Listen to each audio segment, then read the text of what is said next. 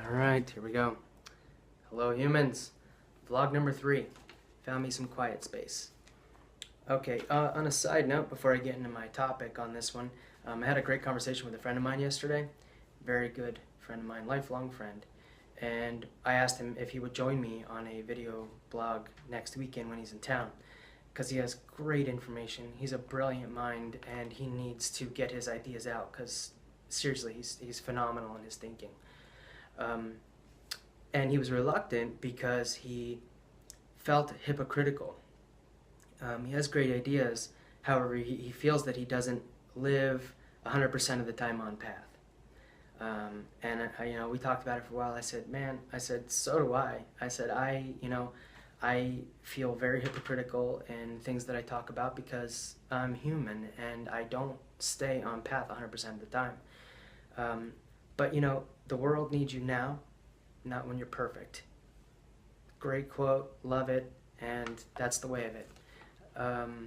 If we all waited till we were perfect, we would never get anything done. We would never get any good information out to the public, and we need to just own ourselves and move forth into our truths, because we paint our realities with the words that we speak, and the more we speak about good information and positive information and progressive information, the more we're going to step into that truth, into that path, and walk it. It's going to become real for us. Since I've started this is only vlog 3, I feel a very heightened sense of accountability, and my standards are raising tremendously. So it's a great process. It's a great thing to engage in. I recommend this for everybody. So I'm going to get into today's talk, which is about external projections. We see the world as we see ourselves. And I chose this image because it's quite dramatic and kind of drives the point home. So I'm going to start reading now and go from there, all right? External projections. Stop blaming others for your indecision to be at peace with yourself. The image of the child could be anyone, a bank teller, the driver of the car next to you, your boss, or even your mother. However, I chose the child because he creates the strongest emotional reaction to the woman screaming at him through herself.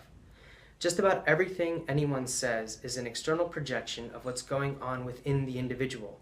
It doesn't have to be a spoken word. In fact, more is expressed through physiology, the eyes, and biochemistry than with the words themselves. The words are just a byproduct. You could literally hold a mirror up in front of anyone speaking at any time and see that they are, in essence, talking to, about, and of themselves. Before even mentally digesting their chosen vocabulary, see and feel the energy they are transmitting through the eyes, physiology, and biochemistry. As you absorb the vocal vibrations directed towards you, do not take anything that is said personally. If they are in a state of internal unrest, you will witness their war within.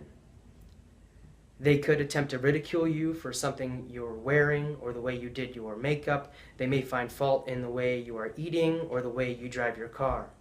They may be in such turmoil as to scream at you or even worse, get physically violent.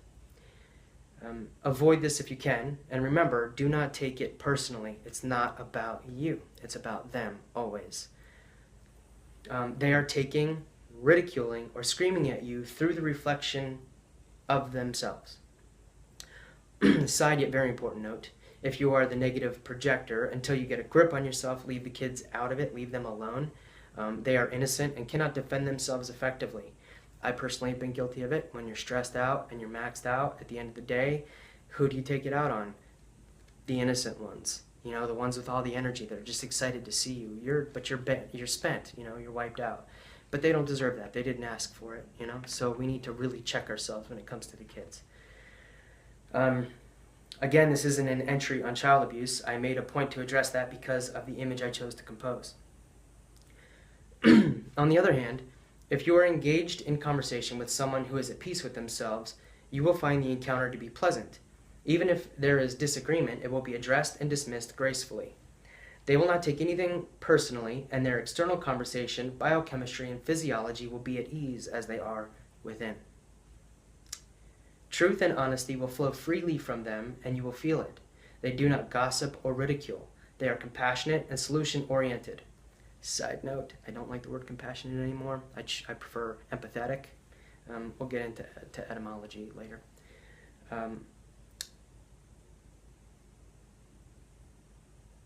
Rather than being scathed with erratic vibrations of discontent and frustration, you will be soothed by their energy, and the vibrations of their vocal flow will be calm and inviting. In fact, if you are the one at peace, then you have experienced the encounters with those that, at war with themselves, have become few and far between. Like attracts like. On the other hand, the engagements with those that are centered have increased dramatically.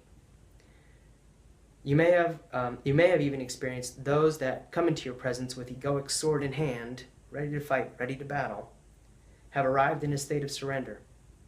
They are ready to yield to truth and are gravitating towards you. Whoever you are engaging, or if you are the one being engaged, remember the mirror always. As they speak, they see themselves. Just as you speak, see yourself. This is where the quote, "They see the world as they see themselves," or "they see others as they see themselves," comes into perspective. If you are at war within, the sun is too bright, the clouds are gloomy, the grass is itchy, the boss is a jerk, the child is stupid, and the flies bug you. If you have chosen to find your peace, the sun is glorious. You can see its sparkling reflection in everything. The clouds are dramatic and quench the thirst of the earth. The grass is glowing and invites you to lay upon it. The boss is your friend and confides in you. The child is a learning bundle of infinite possibilities, and the flies leave you alone. So, you are the sum total of the 5 people you hang around with most. Who are they? Do they gossip and complain? Or are they grateful and complimentary? Are you projecting the war within, or are you pleasing in your presence? Don't just read the questions, or don't just hear these questions. Ask them of yourself and answer them.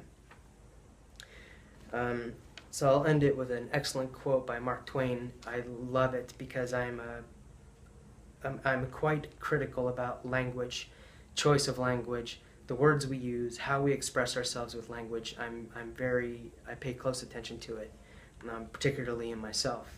And in fact, I haven't really said much of anything in the last 2.5 years. I keep my mouth quite tightly shut because there's enough people talking around me saying plenty of stuff, and I just listen and observe.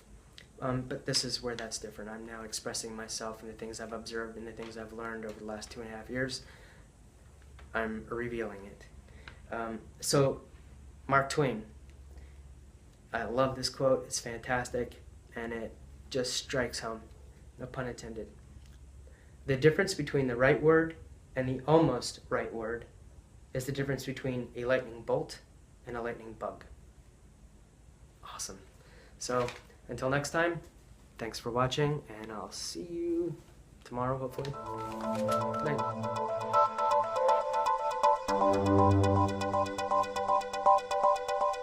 night.